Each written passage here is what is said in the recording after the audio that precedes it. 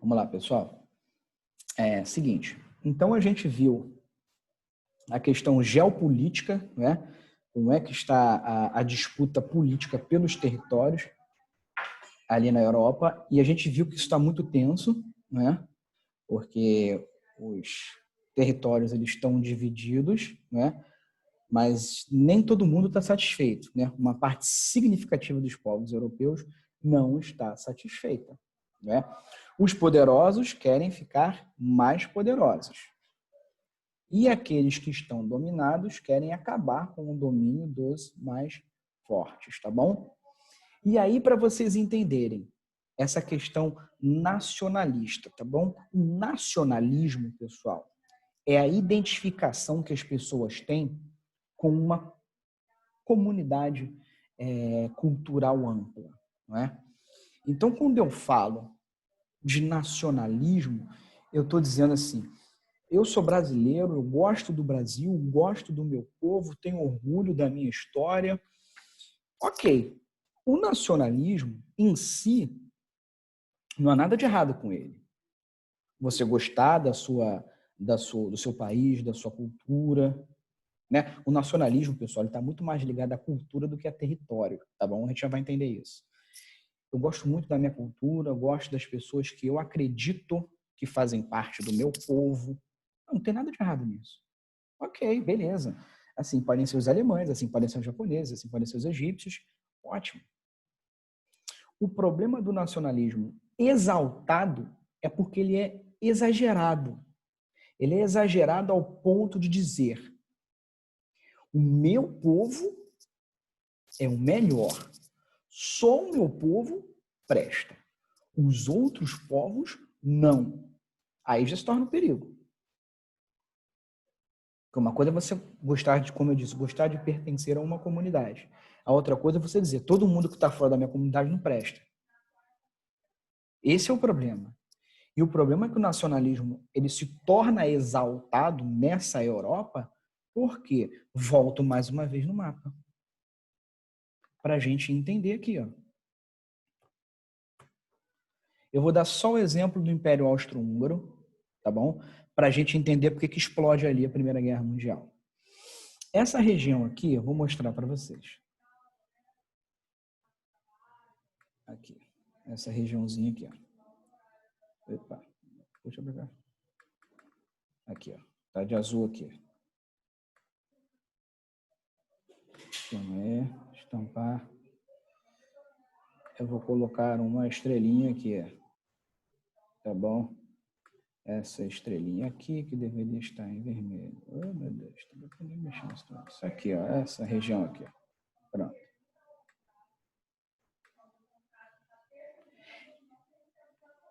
Essa região é uma região da Bósnia-Herzegovina, tá bom? Os bósnios, eles são eslavos.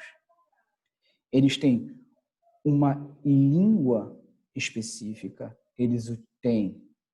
muitos têm religião, alguns desses são muçulmanos, não são cristãos. Alguns são cristãos ortodoxos, não são cristãos católicos, tampouco protestantes. Eles têm um sistema de escrita diferenciado, que é o cirílico, não é o alfabeto latino que a gente utiliza. Então, quando os austríacos dominam essa região, um minuto só, Vitor. Quando os austríacos dominam essa região, causa um problema.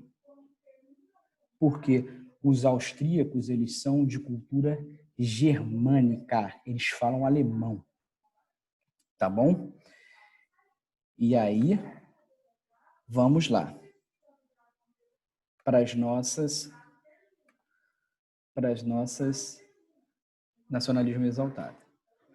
O pangermanismo é um desejo alimentado principalmente pela Alemanha, tá bom? Que quer montar a grande Alemanha. O que é a grande Alemanha? E quer juntar em um só país todos os povos de língua germânica, em todos os territórios. Então ia ser um país gigantesco, tá bom? Incluindo a Áustria. Não é à toa que o Hitler vai dominar qual país na Segunda Guerra Mundial? A Áustria. Fala alemão. Quero montar a grande Alemanha. Então, lembre-se, o Hitler não está inventando muita coisa, não. Na verdade, ele está dando sequência ao problema da Primeira Guerra Mundial. Então, os germânicos estão falando assim, ó, a gente quer montar a grande Alemanha, tá bom? Porque nós somos melhores do que os outros povos vizinhos.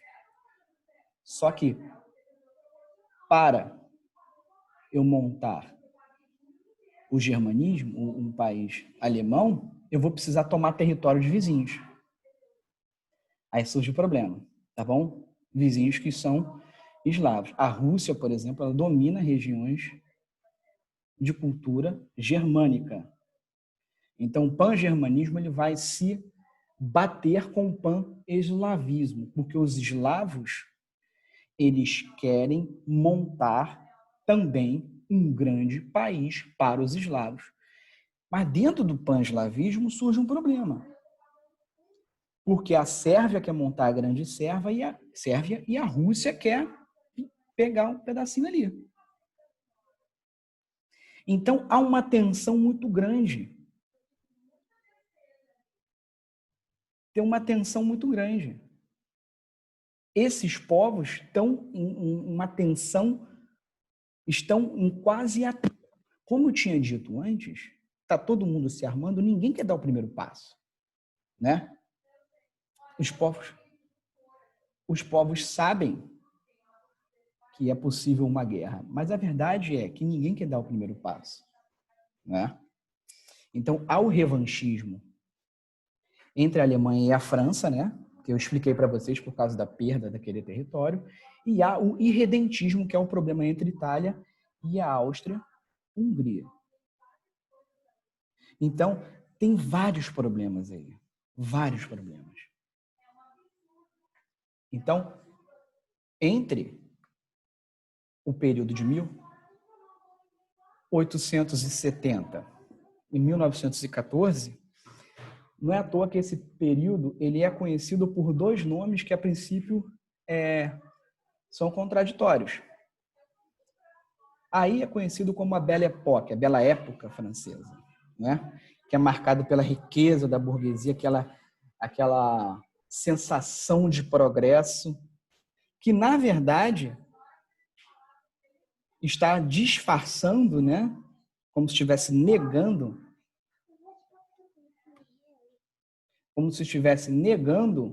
um problema político. Porque o problema político é a paz armada. Esses países estão tensos, né? Todo mundo dizendo, a gente não quer briga, mas ao mesmo tempo comprando arma. Eu não quero briga, compro arma. Eu não quero briga, compro arma. E todos aqueles choques que a gente chamou antes. Então, pessoal, em 1914, o palco já está ali. Pólvora está espalhada para tudo quanto que é lado. Nós já temos um sistema de alianças. O que é isso? Países que combinam de proteção mútua. É o seguinte, em português. Ó, se alguém te atacar, você me chama que eu te ajudo, tá bom? E se alguém me atacar, eu te chamo que você me ajuda. Ó, beleza. Olha só o sistema de aliança. Tríplice aliança. Alemanha e Itália. Países de potências novas. Industriais e correndo atrás do prejuízo, de se industrializar e de enriquecer. Áustria-Hungria, um país grande, porém não industrializado. É a potência fraca dos três, mas é potência. Tá bom? Olha, eles se formam em 1882, né? E já estão um tempinho já de aliança, né? Mas, professor, o senhor acabou de falar que a Áustria e a Hungria tem um probleminha com a Itália. Tem, a gente vai ver. Não é à toa que a Itália, já dando um spoiler para vocês, a Itália pula de lado na Primeira Guerra Mundial, tá bom? Vamos lá. Bom, olhando esse pessoal da Tríplice Aliança, ingleses e franceses não ficaram parados. Então, eles formam uma aliança com a Rússia chamada Tríplice Entente. Olha, em 1907. E a Tríplice Entende, ele tem o mesmo sistema da Tríplice Aliança. Ó, se alguém te atacar, você me ajuda. Você me chama que eu te ajudo, mas se alguém me atacar, você me chama, eu te chamo que você me ajuda. É por isso, pessoal, que a gente entende a Primeira Guerra Mundial. Vocês podem ter se perguntado, mas professor, como um problema lá na Bósnia fez com que o camarada lá na Inglaterra entrasse na guerra? É o sistema de alianças. Pelo seguinte motivo, pessoal. E aí, para a gente olhar aqui, a prática. O herdeiro do príncipe austro-húngaro, vocês estão vendo aqui, ó, aqui já consigo mostrar no mapinha para vocês, ó. O herdeiro do Império Austro-Húngaro, ele foi assassinado nessa cidadezinha aqui, ó, Sarajevo. Tá bom? Os bósnios são eslavos. Tá bom? E aí, o Francisco Ferdinando foi lá, dar um rolê em Sarajevo, né? Todo bonitão no carro. E ele foi assassinado por um grupo de jovens radicais, nacionalistas radicais. Foi assassinado. E aí surge o problema, ele é herdeiro do trono. A Áustria-Hungria começa as suas investigações. E as investigações apontam para a colaboração da Sérvia nesse assassinato. Lembrem-se, os sérvios querem montar a Grande Sérvia. Isso inclui a Bósnia-Herzegovina, que é a capital ali, Sarajevo. E aí os austríacos dão um ultimato para os sérvios. Ó, a gente quer que vocês peguem os responsáveis e que punam eles. E os sérvios ficam naquela, olha, a gente não está sabendo nada disso não, o governo sérvio não tem nada a ver com isso não. Assim. A gente pode até tentar. Né? Nessa coisa, pessoal, em menos de uma semana do assassinato do Francisco Ferdinando, como a Áustria dá um ultimato à Sérvia e a Sérvia não está nem aí, a Áustria, olha ali o mapinha, vou fazer aqui a seta, vamos ver se eu consigo fazer a seta. A Áustria, ela,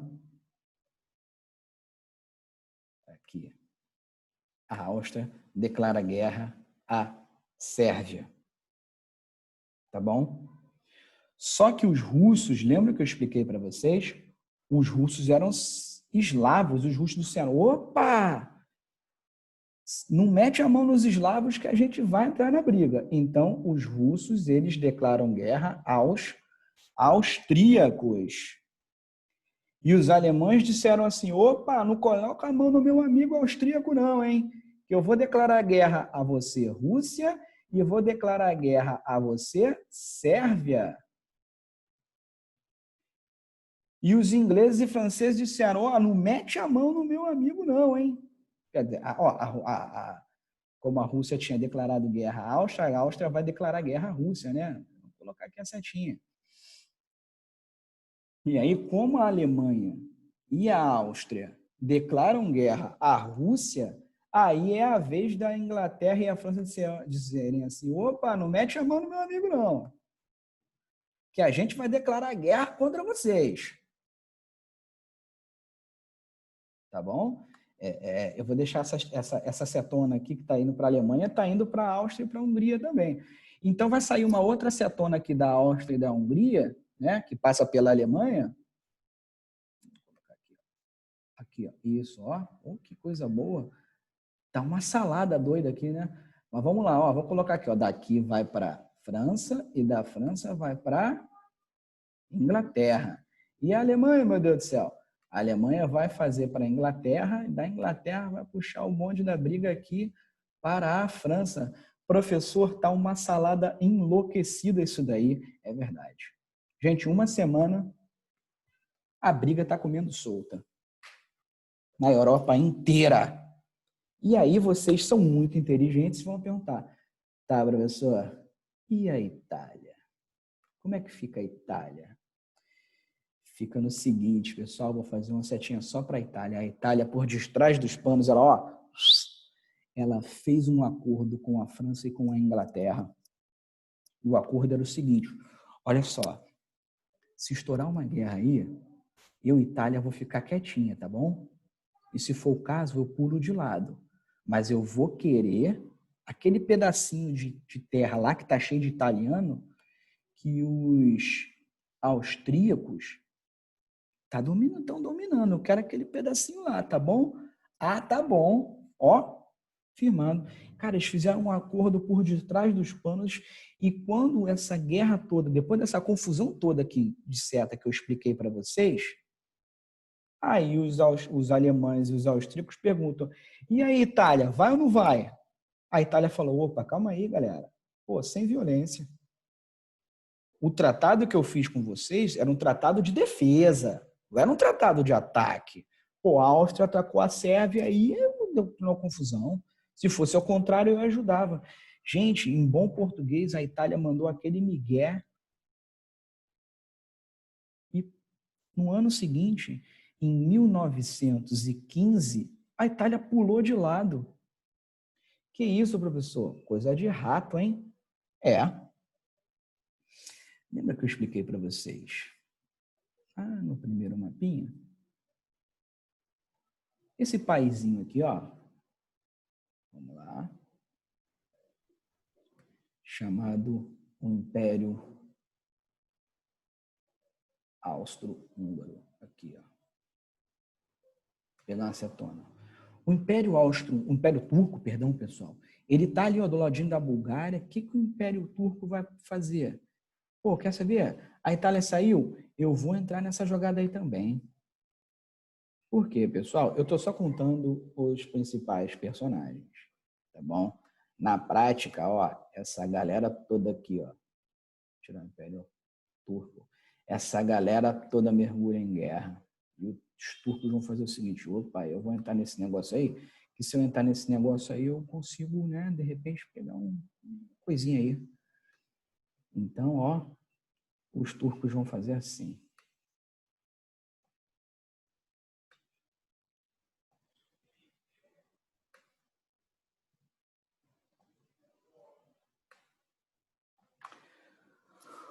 Os turcos vão entrar do lado do Império Alemão e do Império Austríaco para brigar.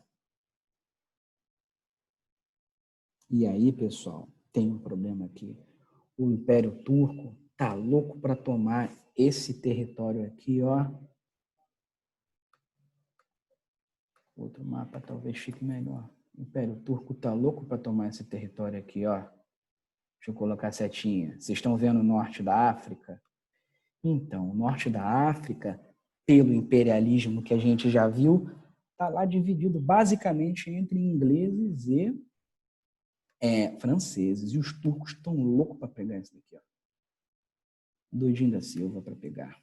Por isso que eles vão declarar guerra.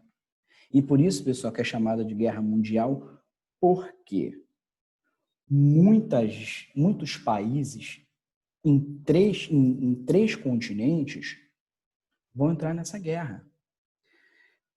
De cara que a gente está vendo aí, nós vimos Europa, Ásia e África. Americanos, que eu digo da América, né, toda, vão entrar na guerra também. A galera lá da Oceania, que são colônias,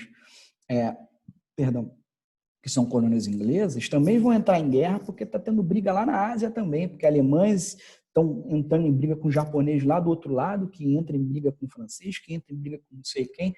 Então, pessoal, na época, essa foi chamada a Grande Guerra. Ela vai ser chamada a Primeira Guerra porque depois dela tem uma guerra que é a continuação, que é a Segunda, tá bom? Então, essa Grande Guerra, essa Primeira Guerra Mundial, ela vai ser extremamente violenta, tá bom? Porque ela vai colocar essas grandes potências em choque entre si. Esse sistema de alianças, ele vai tragar vários países para a mesma guerra. Então, são países extremamente bem armados. E agora, tem outro fator muito importante para a gente prestar atenção. A tecnologia, ela vai fazer um papel, ela vai ter, perdão, um papel muito importante nessa Primeira Guerra. Até então, pessoal, as guerras eram travadas no campo de batalha, homem a homem, ali, ó, mano a mano. O cara com a espadinha e o outro com o escudinho. E a maioria das pessoas, acreditem, nesse sistema de guerra, elas não morriam em decorrência das batalhas. Elas decorriam por quê? No campo de batalha, pessoal, em guerras, assim, você não come direito, você não dorme direito, você não tem saneamento básico ou tratamento, então morre-se muito de doença. Você leva uma espadada hoje, vai morrer de infecção daqui a 2 semanas. Sabe? Você morrer em decorrência do confronto físico, do ponto de vista numérico, ele não ocorria tanto. Né? A maior parte das pessoas que morriam em guerras morriam em decorrências para além do confronto físico. Só que agora nós estamos falando de uma guerra em que a tecnologia ela vai desempenhar uma função muito importante. Por quê? Porque nós estamos numa guerra pós-revolução industrial. Então a gente vai ver que, por exemplo, os alemães, antes de bombardear uma região, ou de avançar homem a homem, como se fazia antigamente, o que eles faziam? Eles sobrevoavam, usavam, portanto, aviões para poder ver o campo de batalha inimigo, né? Ver mais ou menos como é que está a organização, né? Uma forma de espionagem, de inteligência, que se chama, né? Pega essas informações e diz, opa, o campo dos ingleses está a 30 quilômetros a oeste. Para não ficar andando a esmo, sabe? E se eu sei onde está o campo dos ingleses, então eu vou bolar um plano antes. Então, quando eu chegar lá, ao invés de eu entrar homem a homem, né, e correr o risco de perder esses homens, eu vou jogar gases venenosos, né? Um gás laranja, um gás mostarda, né? Um gás que ainda gás lacrimogênio que ainda se utiliza hoje. Alguns desses gases são venenosos. O gás laranja, né, o gás mostarda, são venenosos. Então o cara ingere, aspira, né? Ou ele morre ali, né? Em decorrência de alguma complicação pulmonar, ou ele vai ficar muito fraco a ponto de não conseguir batalhar. Então o que acontece? Quando eu faço isso antes, então como se eu já desse uma batida no exército antes de começar a guerra em si. E agora que eu chego na guerra, eu tenho metralhadoras para poder guerrear. Então não é guerra de espada. E com a guerra de metralhadora eu consigo acertar o sujeito distante, né? Minimiza, digamos, potencializa o dano e minimiza a possibilidade de perda, né, de vidas do meu lado. Granadas a mesma coisa. Tá bom? No mar vai ter guerra naval, mas vai ter guerra de submarino também, que é uma novidade. Então o submarino está ali debaixo, você não vê, ele chega mais ou menos perto lá de um navio de guerra e manda o torpedo e pá, afunda. Só que tudo isso que eu estou dizendo para vocês, pessoal, tem dos dois lados, não tem só de um lado. Então isso vai fazer com que, a partir da Primeira Guerra Mundial, a morte em decorrência da guerra, ela aumente exponencialmente. Assim, mais pessoas vão morrer em decorrência dos confrontos. Se antes da Primeira Guerra Mundial havia, digamos assim, uma regra não tão respeitada assim, mas havia uma regra de não atacar civis, ou seja, a guerra é entre os exércitos. Tá? O exército A e o exército B. Ah, mas o exército A está passando para enfrentar o exército B, passou pelo meio de uma vila. Aí saqueia, destrói, faz o que tem que fazer. Só que, a partir da Primeira Guerra Mundial, os civis, ou seja, pessoas que não são ligadas ao exército, eles morreram em grande quantidade também. Porque quando eu passo, por exemplo, bombardeando uma cidade, eu quero saber se eu vou bombardear só um quartel do exército, por exemplo. Eu vou bombardear todo mundo que estiver no meio do caminho. E como já são cidades muito populosas, então eu taco uma bomba, ou um conjunto de bombas, né? Eu mato, sei lá, 10, 20, 30 mil pessoas de uma vez só. Então, assim, algumas cidades inteiras foram destruídas. Assim, pensem, uma cidade como a nossa, ela ser arrasada da cabeça aos pés, assim, de ponta a ponta, norte, sul, leste, oeste. Você vê só escombro. Sei lá, 80% da população morta, ou 50% morta, os outros 50% cambaleando. Então, essa Primeira Guerra Mundial, ela despertou o horror da guerra total. Essa também é uma novidade, por isso que ela é chamada de Grande Guerra. Assim, os europeus não estavam acostumados.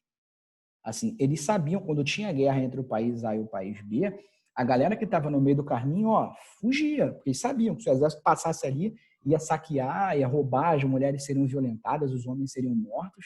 Então, quem podia já fugia. Só que você, abre aspas, tinha tempo para saber disso. O próprio exército do seu país, muitas vezes, fazia isso. Pessoal, foge para lá, vai para cá, porque vai ter uma guerra aí. Então, acontecia? Acontecia, mas em menor número. Só que agora não. Agora o horror os caras passam destroçando tudo. Então, essa guerra vai ser uma guerra extremamente violenta se comparada às guerras até então. Tá bom?